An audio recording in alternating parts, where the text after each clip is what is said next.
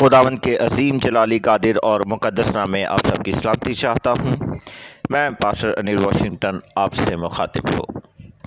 اے میرے عزیزو، جیسا کہ آپ جانتے ہیں کہ بدعتوں کے حوالے سے میں نے آپ کے سامنے کچھ چیزیں رکھی تھی کہ بدعتیں ترقی کیسے کرتی ہیں۔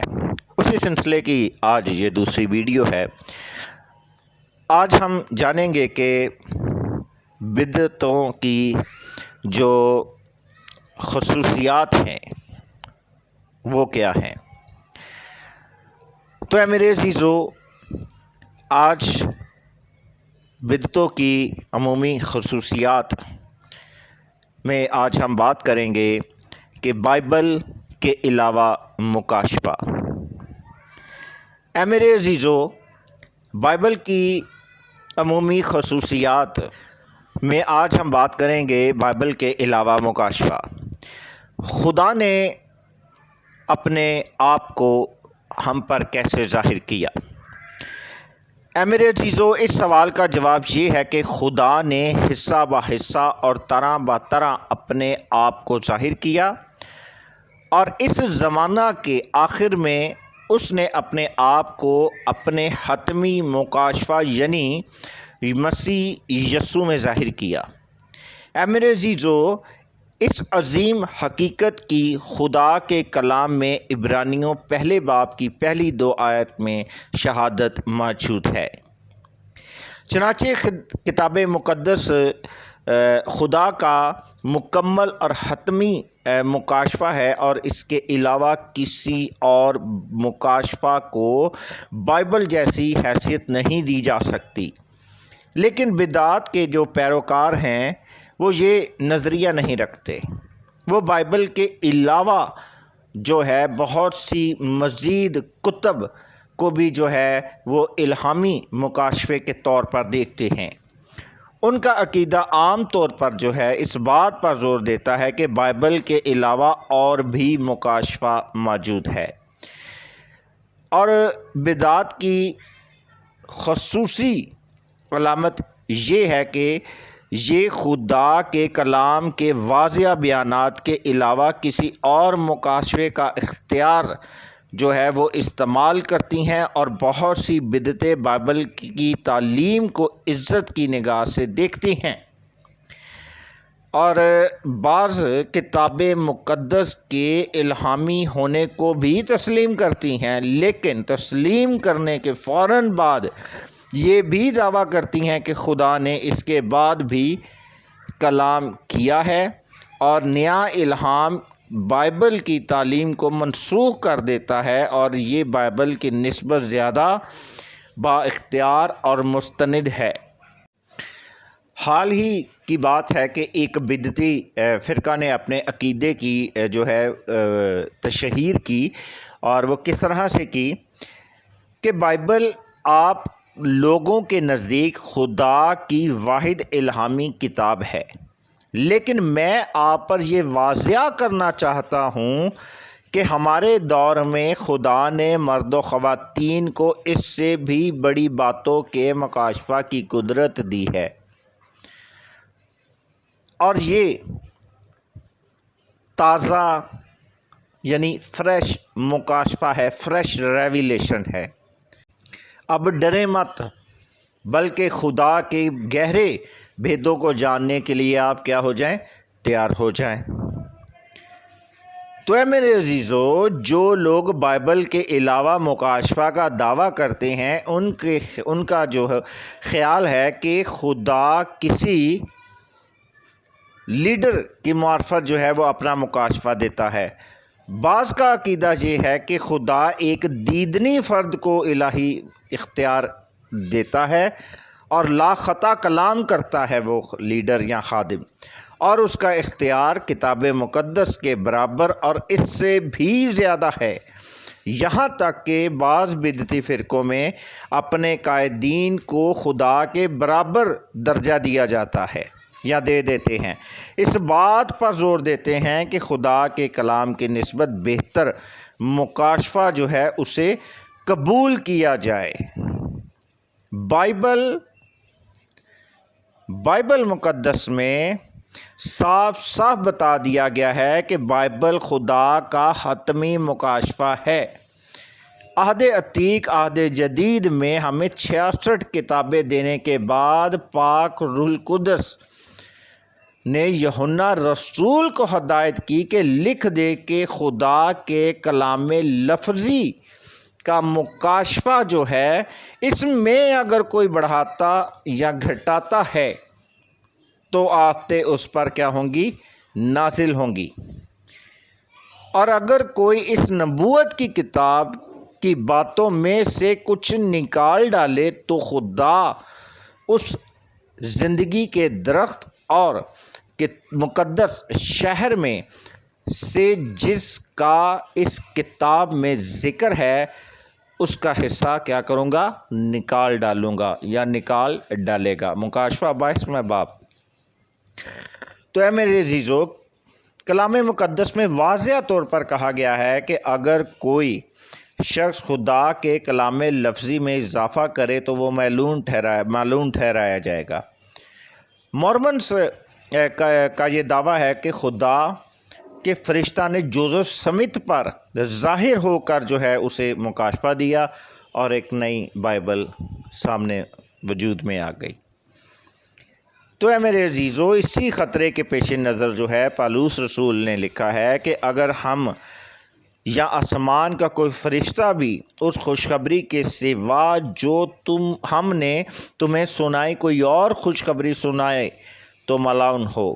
جیسا ہم پیشتر کہہ چکے ہیں ویسا ہی اب میں پھر کہتا ہوں کہ اس خوشخبری کے سوا جو تم نے قبول کی اگر کوئی تمہیں خوشخبری سناتا ہے تو ملعون ہو۔ غلطیوں 1 باب 8-9 آیت۔ تو اے میرے عزیزو، یہ سچ ہے کہ بائبل کے ایام میں خدا نے فرشتوں کے ذریعہ سے کلام کیا، عبرانیوں 2 باب 2 آیت، لیکن ہمیں بتایا گیا ہے کہ یسوع مسیح کے ذریعہ سے مکاشفہ اس سے افضل ہے۔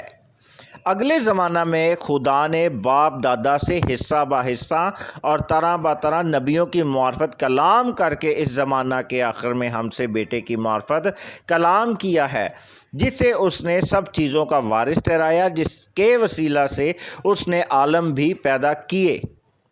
عبرانیوں 1 باب۔ مسیح یسوع جو ہے فرشتوں سے افضل ہے، بلکہ خدا کے سب فرشتوں کو حکم دیا گیا ہے کہ اس کی پرستش کریں۔ کتاب مقدس کا حتمی کلام مسیح خداوند کا مکاشفہ ہے۔ ہمارے زمانے میں بھی ہمیں ہدایات کی گئی ہیں کہ خدا کے کلام کو سنیں کہ یہ میرا پیارا بیٹا ہے، اس کی سنو۔ متی 17 باب۔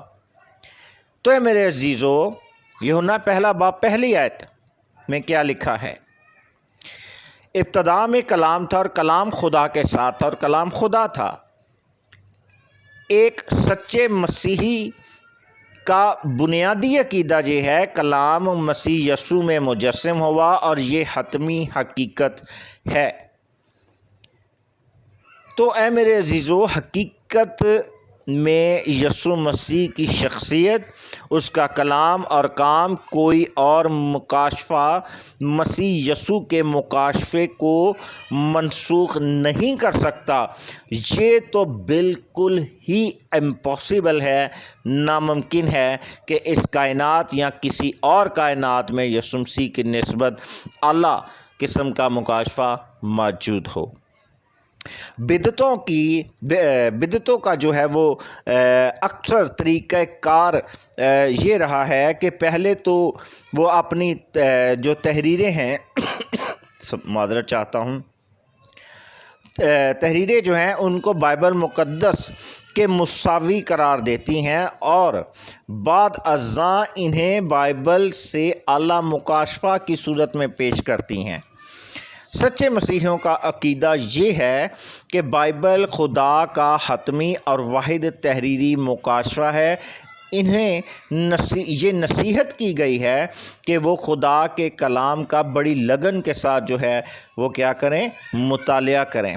آج کل کلام مقدس پر ہر طرف سے، آج کی بات کر رہا ہوں، آج کے دور کی آج کلام مقدس پر ہر طرف سے بڑے ہی خطرناک حملے ہو رہے ہیں۔ ضرورت اس امر کی ہے کہ مسیحی ان کا مناسب جواب دیں اور کتاب مقدس کی محض تعظیم نہیں اور تعریف ہی نہیں، بلکہ یہ بتائیں کہ یہ ہمارے ایمان کی بنیاد ہے اور اس بات کو سمجھیں، بلکہ بائبل تو روح کی تلوار ہے اور یہ شیطانی حملوں کے خلاف ایک مؤثر ہتھیار بھی ہے۔ تو میرے عزیزو، آج ہمارے اس دور میں بہت سی بدعتیں اس لیے جنم لے رہی ہیں کہ ہم مسیح بائبل سے ناواقف ہیں، اور ہم کوئی بھی ایسی الہی سچائی یا کوئی بھی گواہی ہو، ہم اس میں مسیح کی گواہی کو نہیں رکھتے، بلکہ سارا کریڈٹ خود حاصل کرنے کی کیا کرتے ہیں، کوشش کرتے ہیں۔ حالانکہ ان لوگوں کو مسیح میں نجات کی اشد ضرورت ہے، نہ کہ آپ میں نجات کی ان کو ضرورت ہے۔ تو میرے عزیزو، کلام کے مطالعہ سے ہماری زندگی میں اس وعدہ کی تکمیل ہو گئی ہے کہ ایمان سننے سے پیدا ہوتا ہے اور سننا مسیح کے کلام سے۔ رومیو 10:17 آیت۔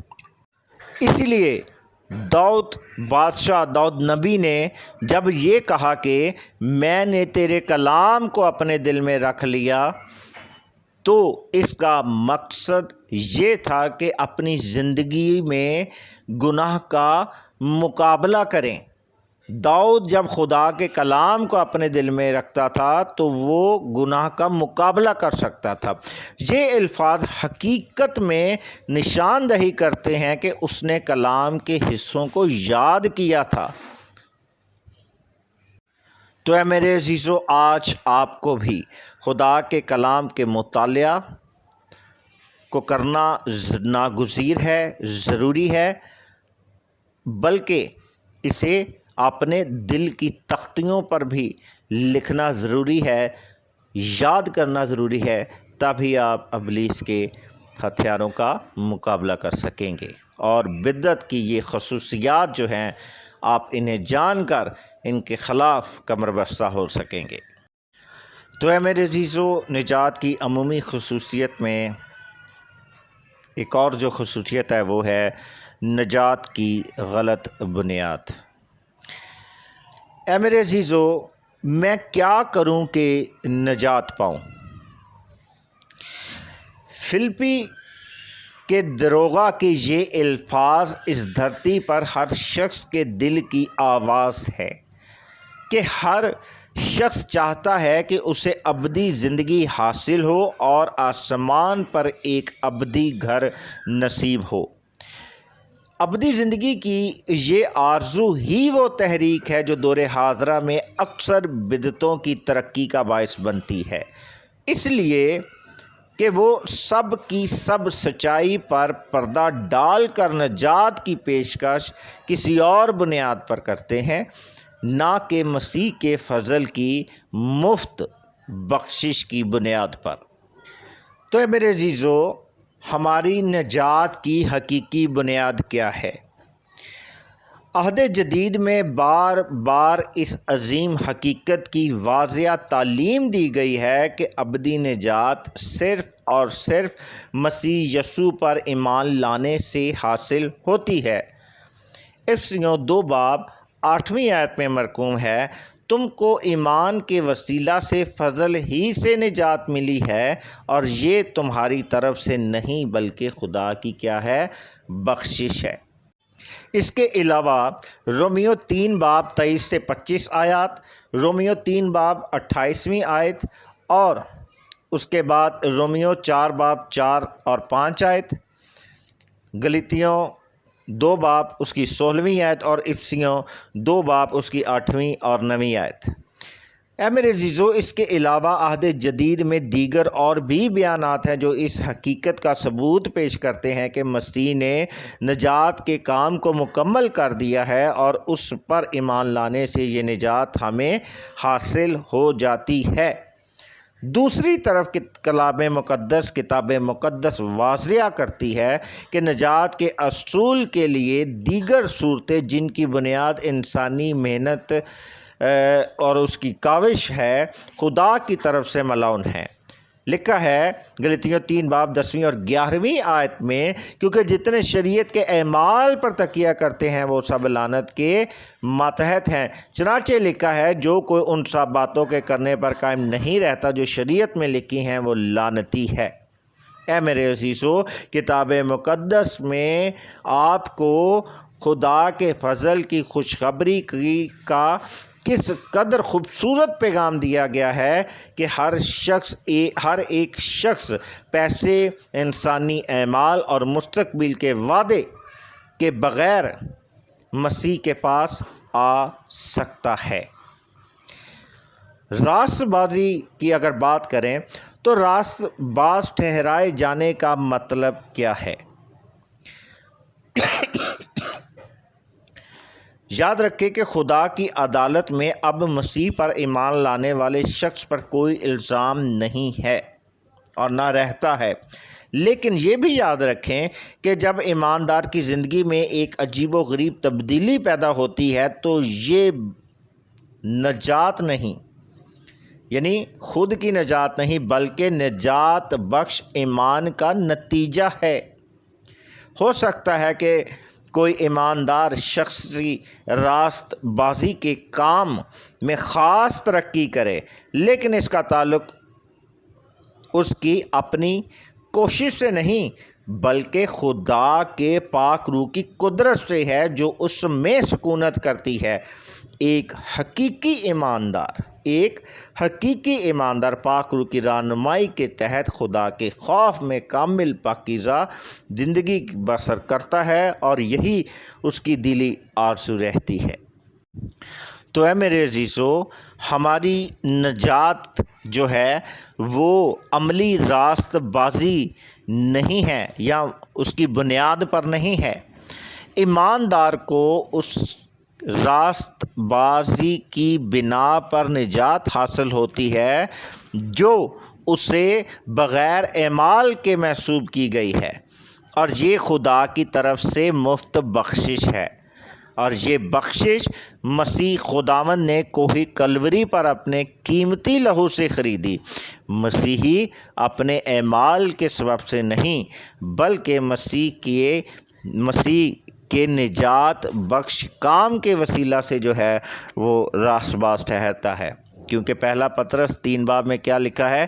کیونکہ وہ راست باز ناراستوں کے لیے ہوا تاکہ ہم کو خدا کے پاس پہنچائے، اور ہمیں نجات جو ہے وہ خدا کے فضل سے حاصل ہوتی ہے، جبکہ بدعتی فرقے جو ہیں وہ نجات بذریعہ رکنیت کو ترجیح دیتے ہیں کہ جو ہماری آرگنائزیشن، ڈینومینیشن، ہماری مشن کا جو ممبر ہے وہ ہی نجات یافتہ ہے، اور وہ اس بات پر بہت زور دیتے ہیں۔ اور وہی دوسری چیز، اور وہ پیغام جو ان کی تحریروں میں درج ہے وہی اگر وہ ایمان اس پر لاتا ہے تو وہ نجات یافتہ ہے، اگر وہ کسی اور تحریر پر ایمان لاتا ہے تو وہ لعنتی ہے۔ اے میرے عزیزو، ایک بدعتی عقیدہ نجات یہ بھی ہے کہ نجات کاموں سے ملتی ہے۔ ایک بدعتی عقیدہ ہے جو نجات کو یوں بیان کرتا ہے کہ نجات کاموں سے ملتی ہے۔ ان فرقوں میں انسان کے ایمان کی نسبت اس کے اعمال کو جو ہے وہ اہمیت دی جاتی ہے۔ تو اے میرے عزیزو، اس پر پولس رسول کے الفاظ کیا ہیں؟ غلاطیوں 2 باب 21ویں آیت میں لکھا ہے کہ راست بازی اگر شریعت کے وسیلہ سے ملتی تو مسیح کا مرنا عبث ہوتا۔ اور وہ بدعتی فرقے جو یہ ایمان رکھتے ہیں یا اس بات پر فخر کرتے ہیں کہ وہ خدا کو خوش کرنے کے لیے نیک کام کر سکتے ہیں اور انہیں ان کی ان نیک کاموں کی بنیاد پر جو ہے نجات ملے گی، تو وہ یسوع مسیح کے ان الفاظوں کو ضرور سن لیں۔ یوحنا 7:19 آیت میں لکھا ہے، تم میں سے شریعت پر کوئی عمل نہیں کرتا۔ تو اے میرے عزیزو، ہم اس حقیقت سے انکار نہیں کر سکتے کہ ہر ایک بدعت بالآخر انسان کو نا امیدی، جہنم اور موت کی طرف لے جائے گی۔ بے شمار لوگ اس روحانی المیہ سے بچ جائیں گے اگر کتاب مقدس کے اس وعدہ پر ایمان لے آئیں کہ خداوند یسوع مسیح پر ایمان لا تو تو اور تیرا گھرانہ نجات پائے گا۔ آمین۔ اعمال 16:31 آیت۔